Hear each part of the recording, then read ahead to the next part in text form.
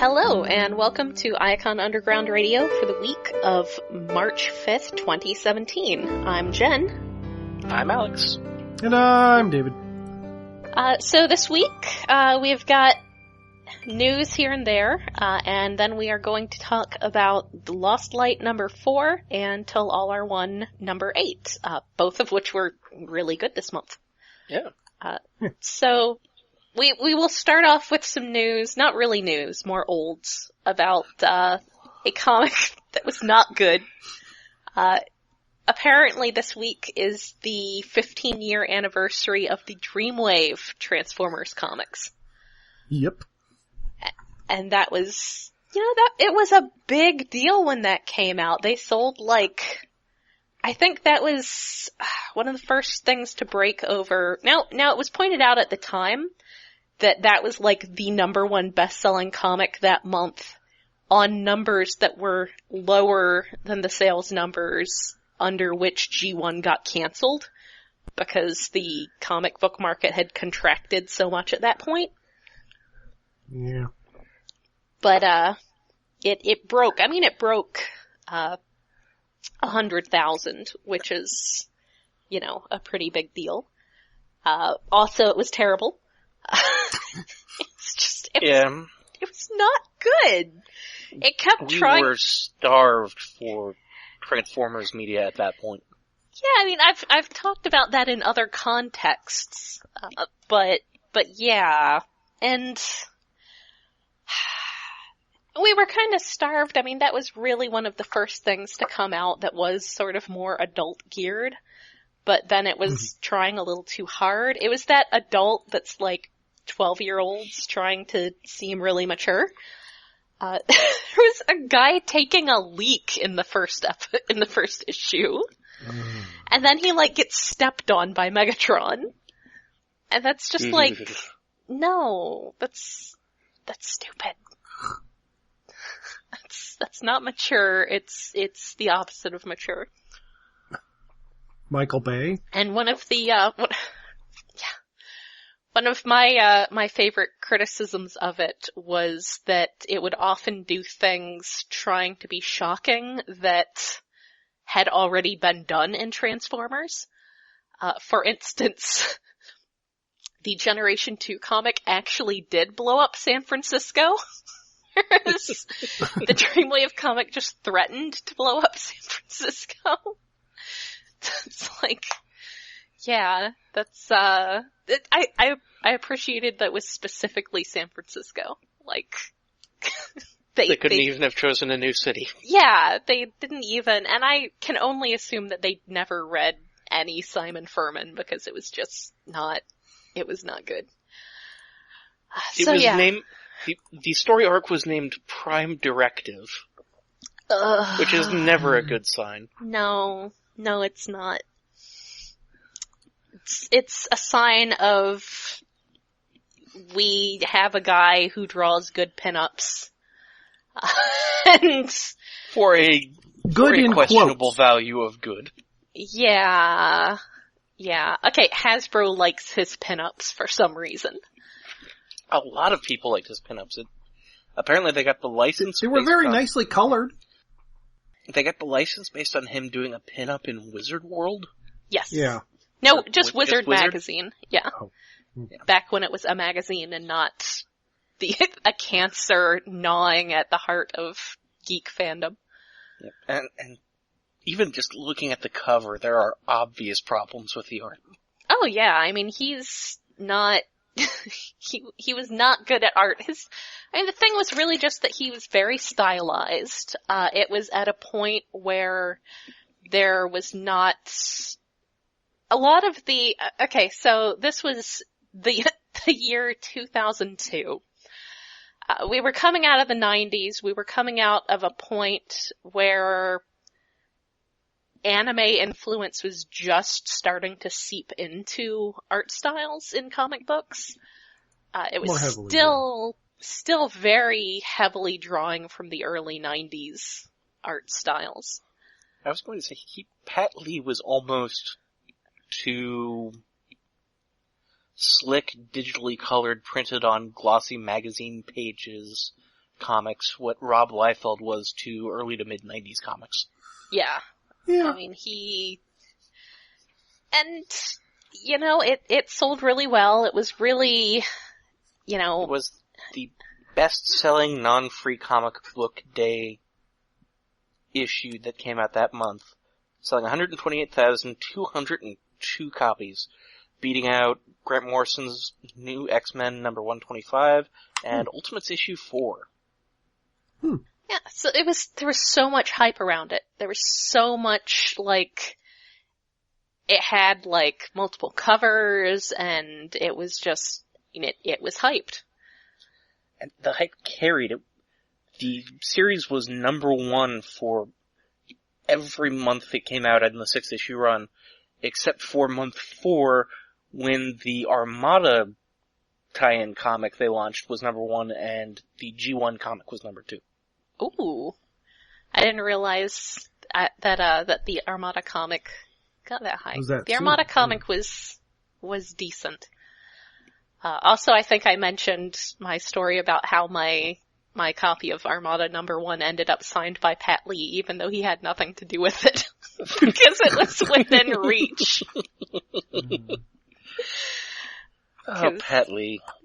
You ripped a bunch of people off. Yeah. Credit for everything. You did not pay your employees. Oh, Pat Lee. So, yes, today we raise a glass to Pat Lee, one of the most dull surprise influences on Transformers fandom and art. It's such a horrible thing that ended up... Go. I was going to say, Pat, you started a course of events that led to the creation of 5 Michael Bay movies. I hope you're happy. Yeah, well, he probably is. He probably thinks That's a good great. point, Yeah. Well, on the plus side, we did eventually get IDW Transformers out of it, and Alex Milne became a great artist. And it actually has his name on things now. Yeah, he's actually credited, because Alex Milne ghost drew some stuff for Pat Lee, and And even when he wasn't ghost drawing and actually got credit, Pat Lee insisted that everybody draw like him, because it was his comic book studio. Yeah, and they had a house style. And I'm sure that's a lot of why, when Alex Milne started on More Than Meets the Eye and was actually really good, everyone was astonished. Because they were used to him. And I mean, he had been sort of put under those standards and told to draw that way, so he didn't really get to do his own stuff until later, and when he did, it actually turned out to be pretty great. So, I would say that the Dreamwave Transformers comics, especially that first limited series, was definitely the Michael Bay movies of Transformers comics. It's not that good. It tries to do a bunch of stuff that really isn't that impressive. And from a more real-world standpoint, they are what led Paramount to option the property. Oh, okay. That's not super surprising, but So there you go. That's and I guess maybe that's what told Paramount that it didn't matter if it was good.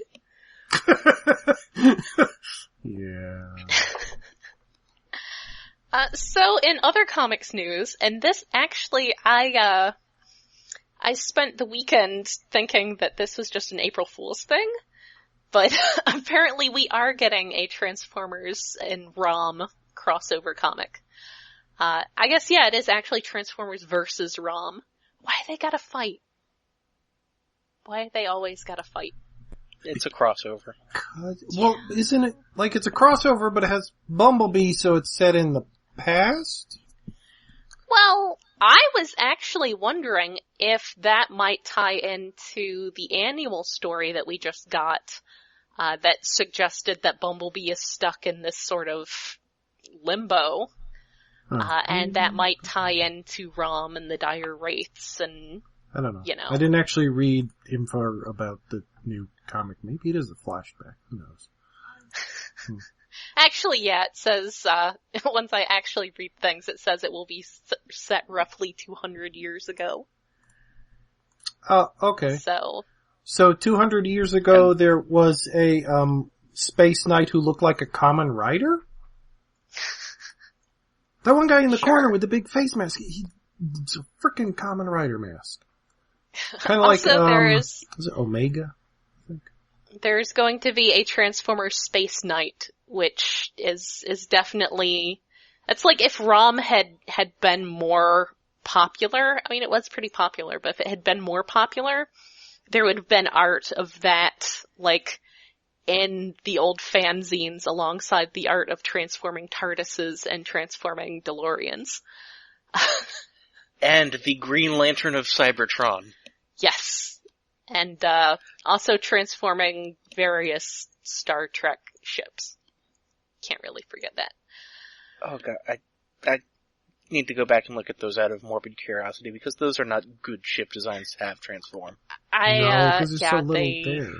They were generally pretty awkward. I'll have to dig some of those up. I don't know if any of that will go online, because then that's a matter of tracking down people and all that, but that's, Alex, you come visit, we'll dig up my old zine archives, by which I mean the milk crate I keep them in.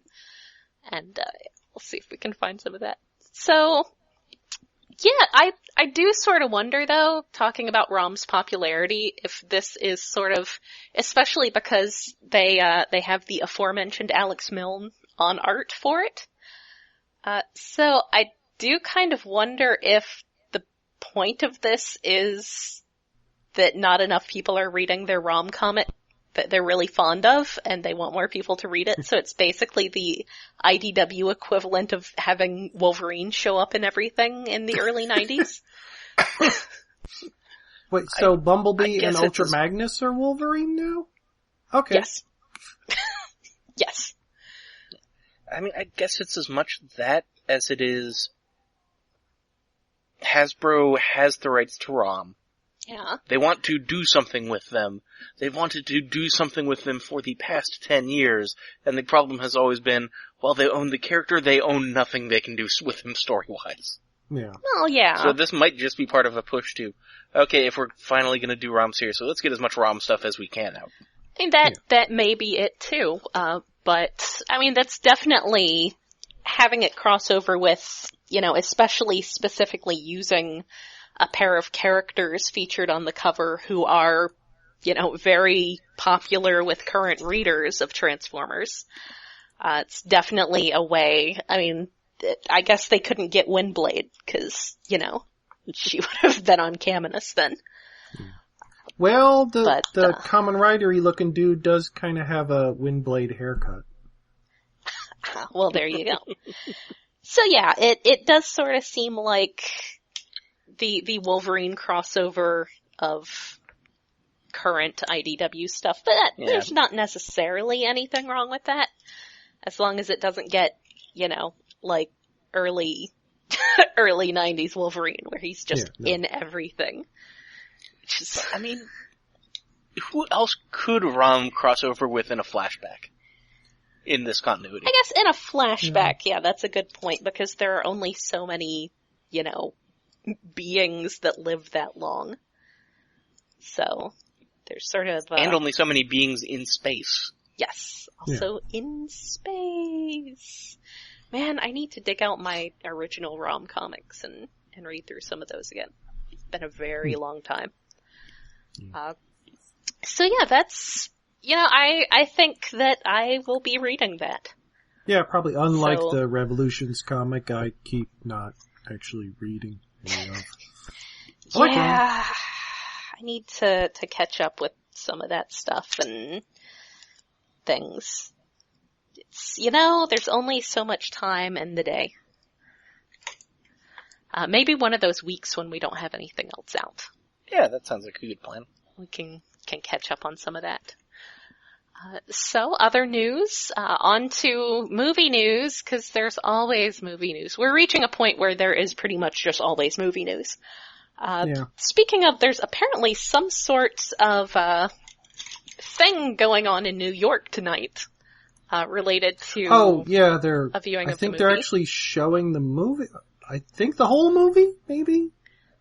Is it like a test screening thing where they're checking audience reactions and maybe going back and re-editing, or is it just, oh, here's a sneak preview?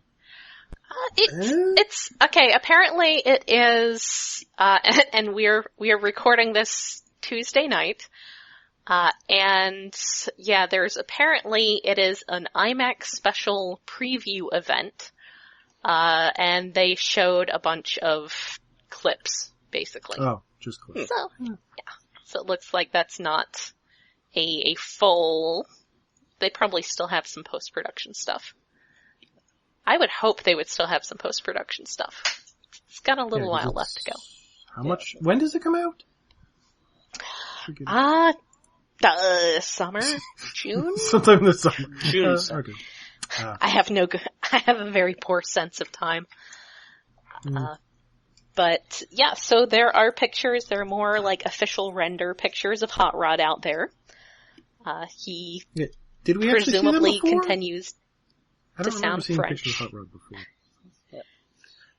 Yeah, I don't think We'd seen like a vehicle reveal, and I think we'd seen one pose. Oh. Yeah, we saw some very basic stuff. June 23rd is when Transformers Last Night will come out, and I will probably subject myself to it. Yeah, I mean, I will sometime subject we myself can. to it. I will probably subject myself to it opening night. I might have to see if I can get someone I write for to pay for my ticket, because I don't know, man. I don't know if I want to see it if I'm not just writing about it. But we'll see. We'll see what happens. So yeah, that is a thing. He's got some red, And a lot of black. Yeah, a lot of black. Yes, 3 new renders showing off this interpretation of the character's fundamental flaw. Lack of flames on chest. Yeah, they really did not get the heart of the character.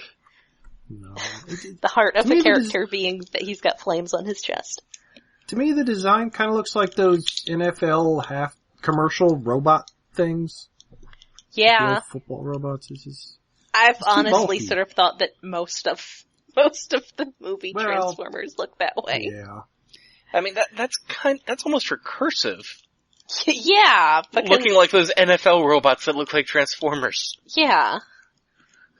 It's all like one big cycle feeding on itself. One big bad design. I mean, I guess not bad, but it's a particular design feeding on itself.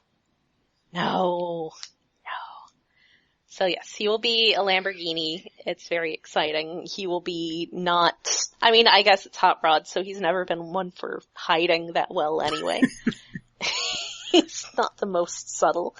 But it is another in a long line of Transformers with really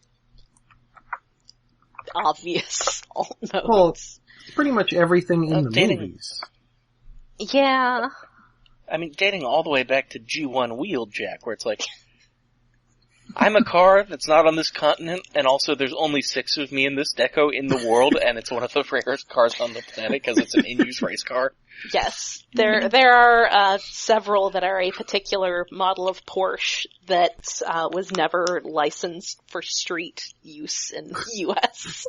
So that would also be not a good disguise. But yeah. It's the movies. They gotta be fancy. They can't have them rolling up as Honda Accords. Really should have. Which I guess is... Yes, they should. They should have an old Volvos. Anyway, there'll be more movie news at some point. There's, yep. So much more. There always is. It's getting closer and closer. It's gonna be leaking like a sieve, folks. Yeah. Give me a moment. My cat is making poor life choices. It's going to go watch The Last Night too? No, he was actually, chewing on Chrome Dome's gun. Oh, no. No. Well, that's not quite as as, when he was chewing on, the little gun barrels for the Minicon that comes with Mega Zarek. Which was like, no!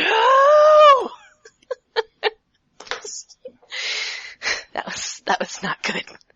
It's not good. Don't chew on my convention toys, cat. Alright, So, other news. In the Earth Wars, I should really download this Earth Wars game, I guess.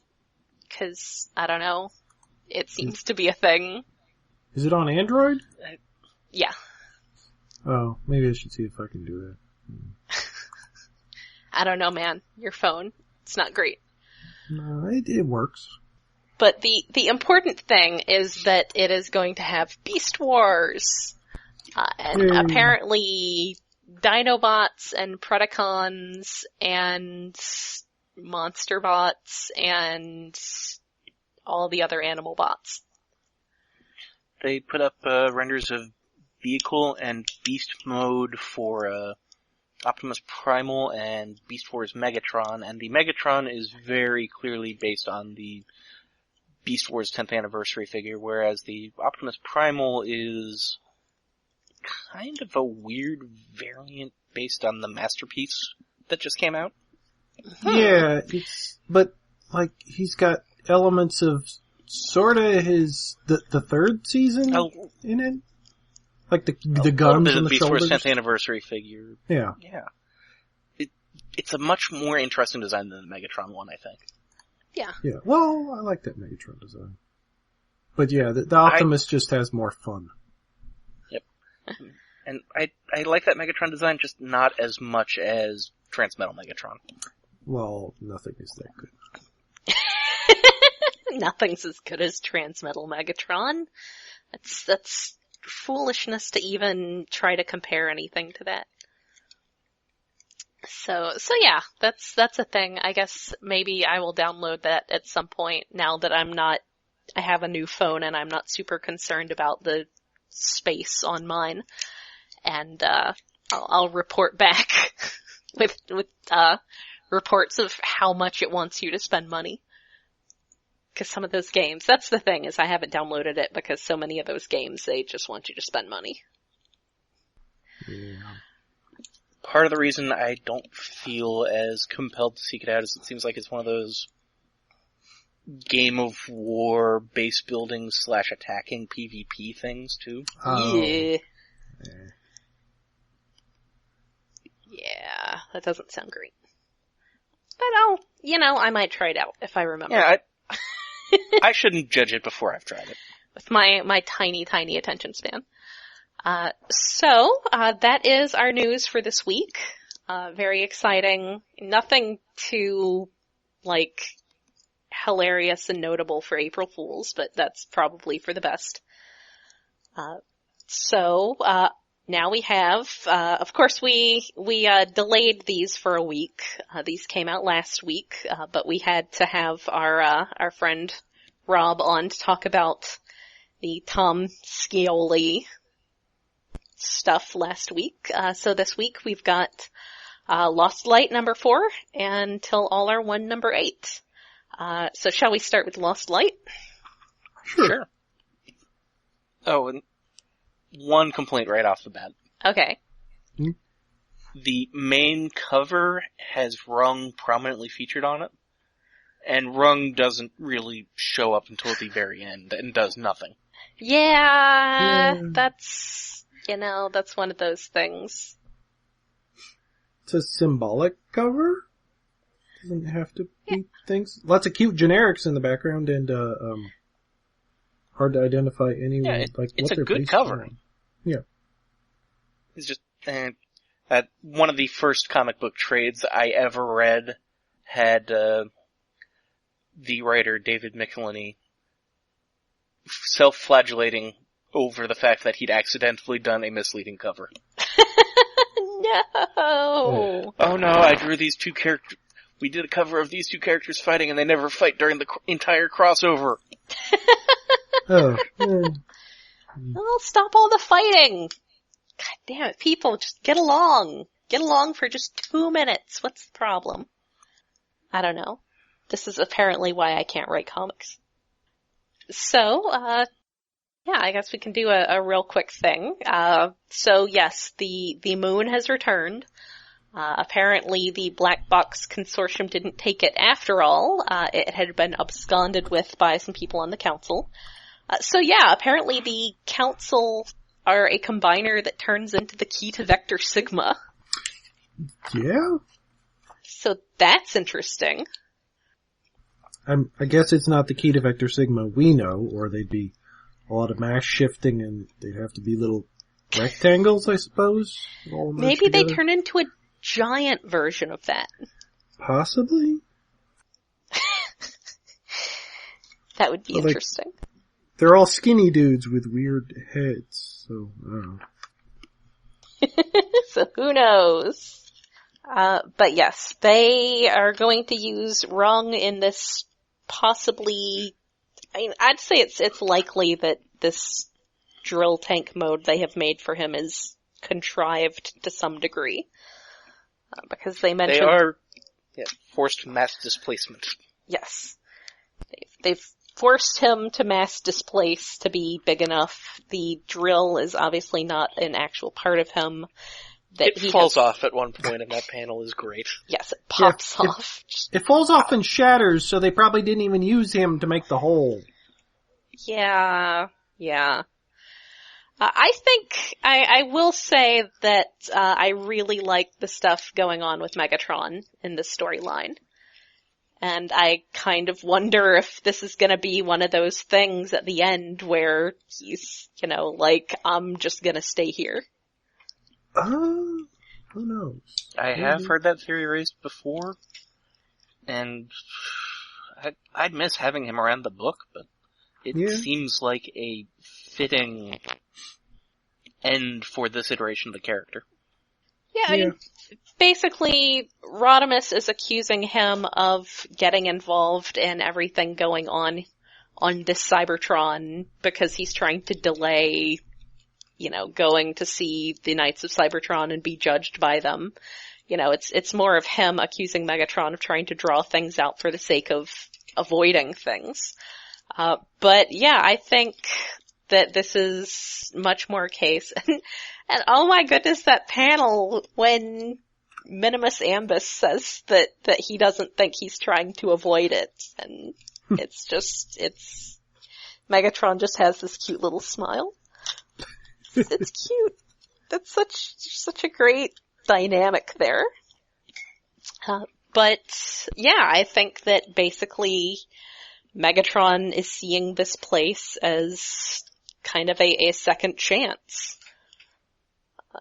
A place where he can not have all that baggage and he can actually try to do things as he had originally intended. And he's got Terminus there who, occasionally looks on concerned as things play out and as Rodimus talks about all the people Megatron murdered. And, so yeah, there's definitely, I really like Megatron's arc here in the way that he's just, sort of taking command of things because that's what he does, and he's very much in his element here. Yeah. So yeah, I wouldn't be too surprised to see him decide, him and Terminus decide to stick around there. I would worry that down the road they're going to get the idea that they need to bring him back somehow as a villain again. Well, eventually, yes, but there's a way out of that. They don't have to bring back this Megatron. There's other dimensions. We can find an eviler Megatron. There's other dimensions, and they could introduce Beast Wars Megatron. Ooh. Oh, we can only dream. Going to say suddenly this is the Sliders/Exiles Transformers comic. Ooh. Where they just, keep going from alternate universe to alternate universe. Hope their next leap is the leap home. Maybe they're hoping that, but no, I think that, whether he stays or not, I think that it's very interesting seeing what's going on with him. And speaking of things going on with people, so you've got Cyclonus and Whirl taking down Killmaster. Like, did we have the part before about his name was Murder King, but he changed it to Killmaster. I think that was new, and it's the best. It's pretty great. I mean, for obvious reasons. So don't ask me why. I mean, it's not exactly striking a blow against normative determinism, is it? So yeah, that's one of those great details about Killmaster, who is probably the best character who has had very, very little actual panel time and never says anything. So yeah. No, he did call Whirl his nemesis, so he has said a few things. Well, okay. He says a little bit. But yeah, Whirl is great in the way that Whirl is always great. And being the jerk. He gets hung up on telling Cyclonus that they need to talk. Just cute. But yes, as it turns out, Tailgate's getting all, like, having fits in his sleep and tearing Cyclonus up because Cyclonus is trying to keep him from tearing himself apart, and that's why he's all, torn up on one side, and that is interesting.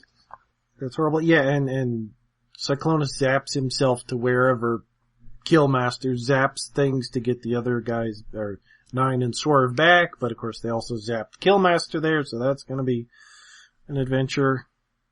Yeah.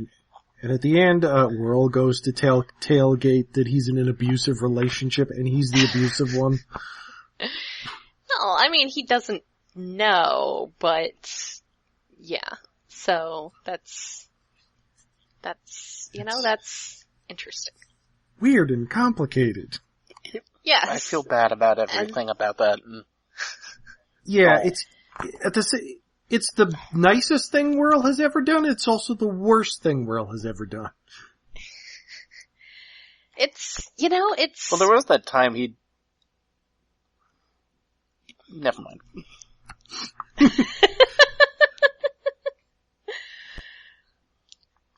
There's that time he had the baby that wasn't really a baby. Oh, yeah. That's great.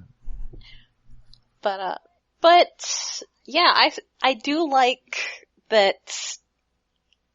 I do, I feel like after everything was resolved with, Chrome Dome and Rewind, they just sort of settled into being this background couple, and I kind of like that hasn't happened with Cyclonus and Tailgate.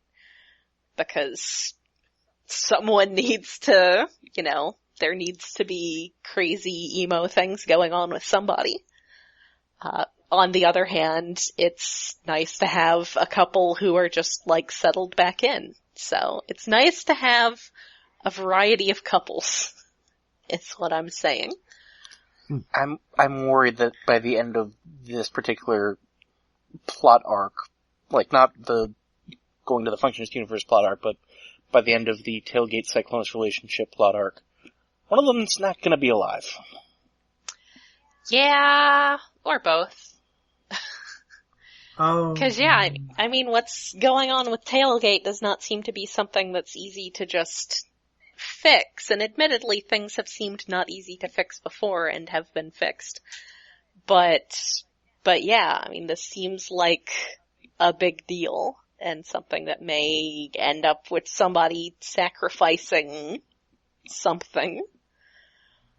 So yeah, I am curious to see where that's gonna lead us. And on the other subject of couples, we have Anode and Lug having a relationship moment for a couple pages. Anode's alt mode is so good. Yes. I didn't realize what it was. It's a little oldie-timey biplane thingy, and her transformation makes sense, mostly. I'm not sure how the back end works, but her legs become her wings. Yeah. It is. It's a very nice little transformation. Maybe we'll get a toy. Maybe someday we'll get a toy. Yeah. I don't know. It's I mean, just more complex than I figured. I figured she was basically like a seeker, but she ain't. Kind of like how Mindwipe's Ooh. leg wings work. Yeah. Maybe she could be a remold of Mindwipe. I'd settle for just a Probably redeco with the colors. It'd work out.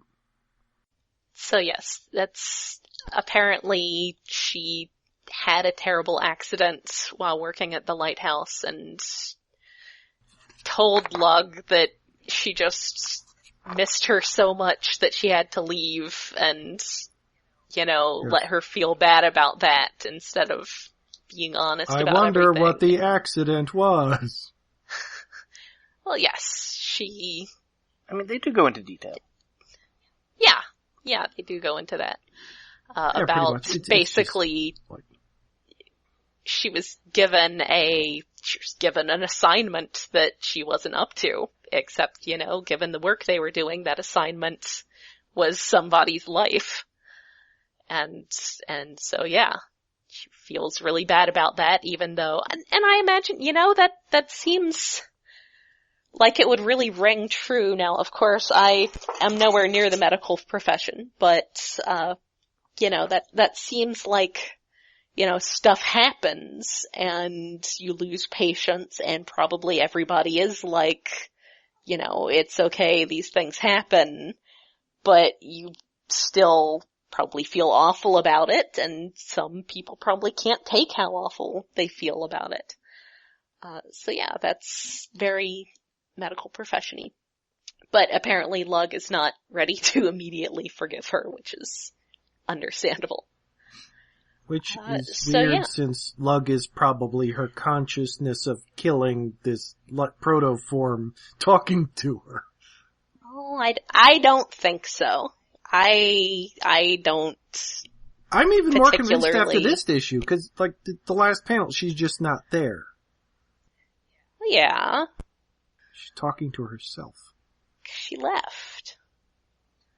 Very quickly.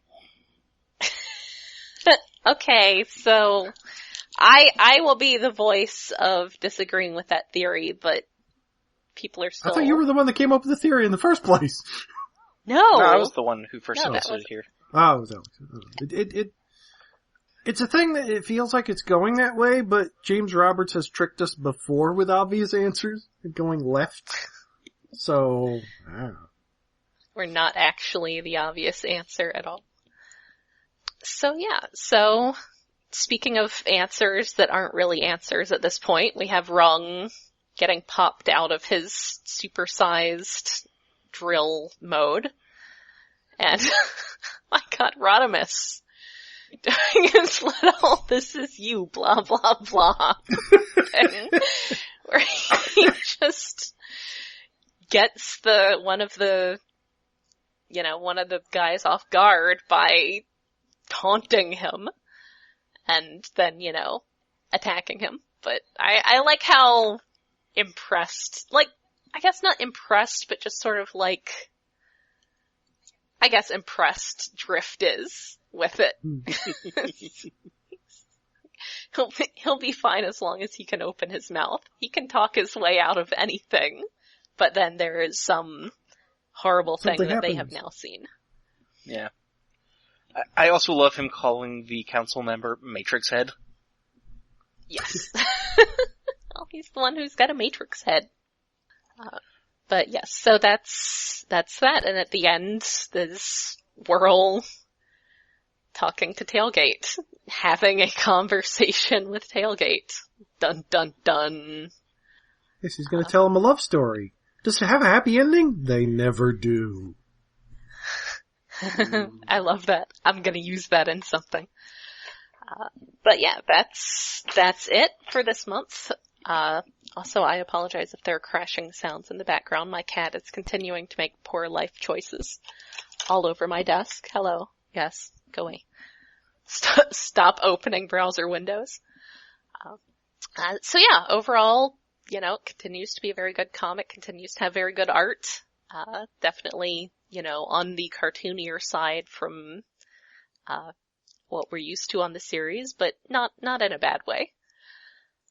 So yeah, our second comic for this month, or for this week, is Talalar 1 number 8. Also really, really good. Yes.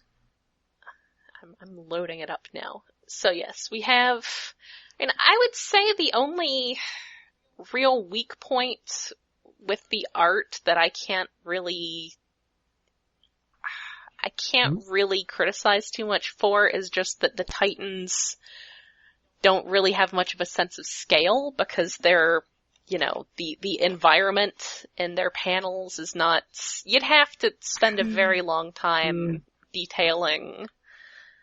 Yeah. To really, there's no real sense of scale because there's no real sense of space. Yeah. They're all just kind of fighting on a gradient background. Yeah, because it's like a leveled field on Cybertron. Yeah. But yeah, there's not a lot you can do with that unless you're looking at early 90s anime levels of detail. I don't know, lighting might have been different. Most of the normal Transformer-sized stuff happens in interiors, so the Titans are fighting outside. They could have had a different lighting effect on them. Like it's daylight or something. Yeah.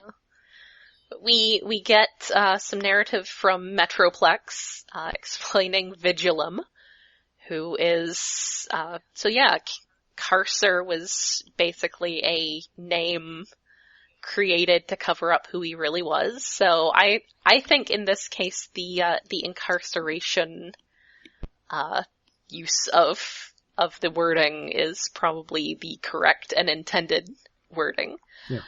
Because he was imprisoned, he was sent away, with a buddy, his master. Yeah, which who shows up. Didn't see coming at the end. I figured he was just sent away on his own. I didn't know he was sent away as a prison for somebody else.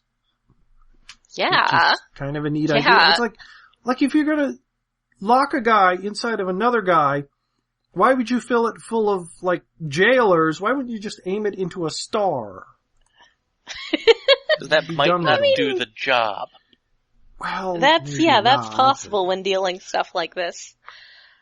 So yes, I so we get to see Liege Maximo. And who brought up Liege Maximo last time when we were talking about Vigilum and Carcer? I asked for a backstory on Liege Maximo last time. Okay. And so we have him. Yes, he is, he is unusually sexy for Liege Maximo. He's Robot Loki. He is, yeah. I can see that, 'cause that would sort of fit him. I do appreciate that he is green and gray, because he's from G2. It's a bluish green, aquamarine. Yeah, he's teal. That's what color you gotta be from G2, from the G2 Decepticons. So yeah, he was imprisoned in there, and he is scary. So yeah, is he one of the 13 in here? Is that what's being suggested? Probably. I think it is, yeah. Yeah, that's, like I said, he is sometimes,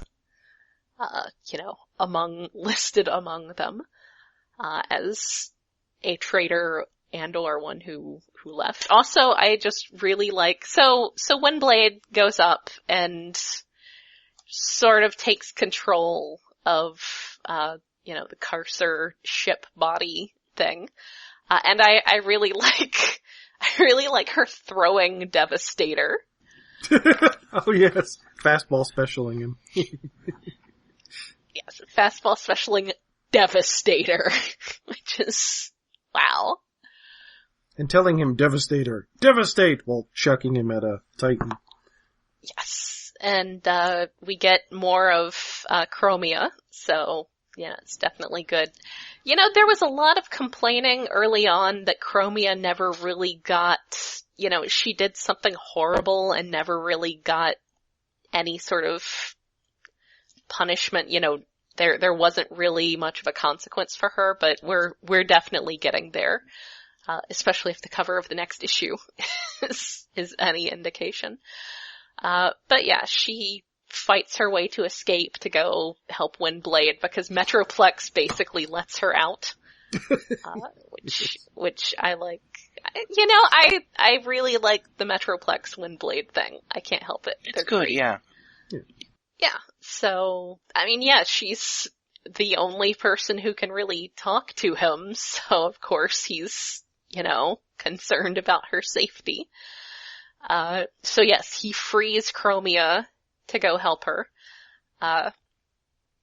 But yeah, most of the issue is her struggling against Vigilum, and taking control of the Titan body, and sort of that internal fight for control, while also dealing with the external fight as Vigilum, tries to free his prisoner, who is his master, apparently, and everyone else on the ship is, like hell no. But yeah, it's a really good issue. At the end, it's really not super clear, what's become of Windblade after doing that, what's going to be, the mental and emotional repercussions of that. 'Cause yeah, at the end, she's basically unconscious with Chromia holding her. Yeah, the last panel is very Pieta. Yeah. Which is worrying. But yes, the cover for the next issue, I mean, the solicit thing mentions, calls Chromia the Council's first official war criminal. So, it's gonna be a thing. It's not just being glossed over forever. So I'm really curious to see what's done with Liege Maximo. He's been brought in from a few different storylines. So yeah, I'm curious to see what they do with him, making him basically like, a Loki sort of character where he's, mischievous and super powerful, godlike, would, definitely add another interesting element to to everything going on. I kind of get the feeling we're not going to see him for a while until like Starscream massively screws something up and then Robot Loki shows up to help. Quote, help. And I'm wondering, there's a flash where Windblade has red eyes, so I'm wondering if like Vigilum might be left in her head. That seems to be what it was implying. I really liked the stuff it did of them kind of fighting mentally with the smear between Vigilum's red eyes and Windblade's blue eyes in kind of their mental shared space. And yeah, that stuff was good. I think what they were going for with the faceplate on Vigilum in the Titan scale scenes was that the faceplate was off when it was Windblade in control of Vigilum, and then it was on when Vigilum was in control, but I think it just served to disconnect the character's mental version versus physical version from each other. Yeah, or it is hard to tell because like his face transforms in the Titan version and it's not in the internal one. It's like, I don't know. There's something going on there. Yeah. Although we might not get any answers because Windblade's eyes turned red and then was being shot by who is that? Yeah, the leader Vigilum's of the, core gets shot by Elita one. Elita. Yeah. So yeah, I'm worried Windblade's dead. No! They can't do that! I definitely don't want that to be true, but it definitely seems like what the comics imply. She's gonna rise 3 issues later. She'll be fine. True. Yeah. So I'm looking at, looking over Liege Maximo's wiki page, TF wiki page, and I do appreciate the difference in the art between his original appearance and you go down a little too. So yeah, this appearance does appear to look more like the Covenant of Primus, artwork, which was, done, as I recall, by some various, I know that Aaron got some various, like, people from over on the Dungeons and Dragons team to do some art for them. So yeah, that looks a little closer to that, but the color does seem a bit more, G2. I love that. I love G2. And it mentions that he was once a multiversal singularity, but that is no longer the case. So, that's interesting. Well, the multiversal singularity stuff was weird to begin with. I mean, it kind of works for Unicron and Primus, but not for anybody else. Yeah. It's all just a bit too much of Simon Furman, much like me reading too much Michael Moorcock.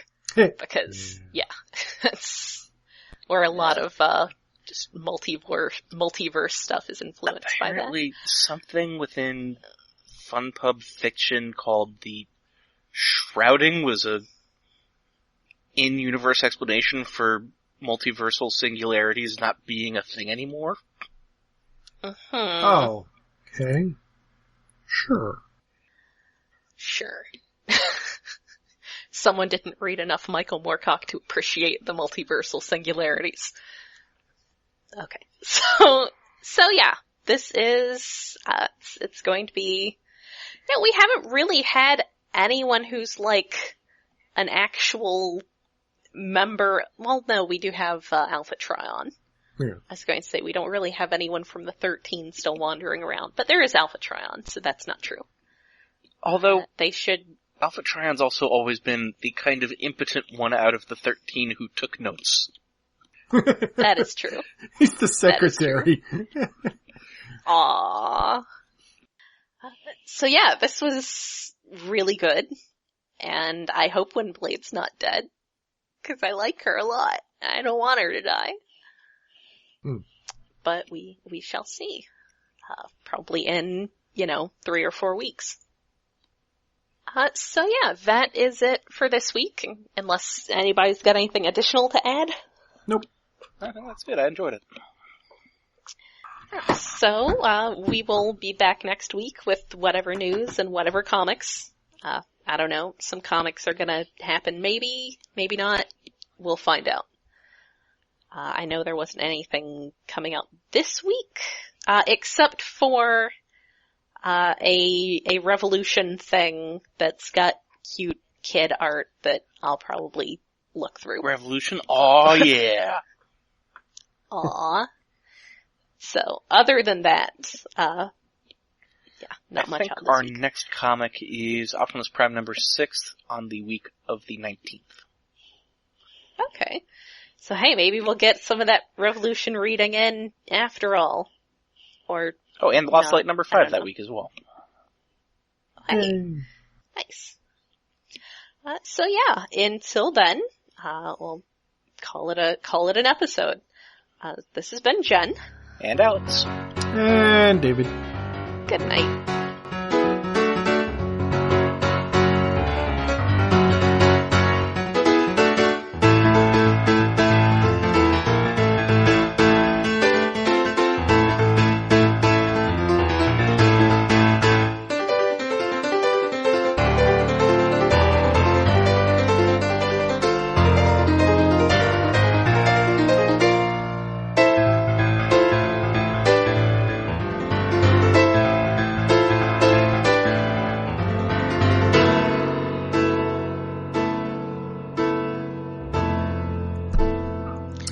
Hi, Cat.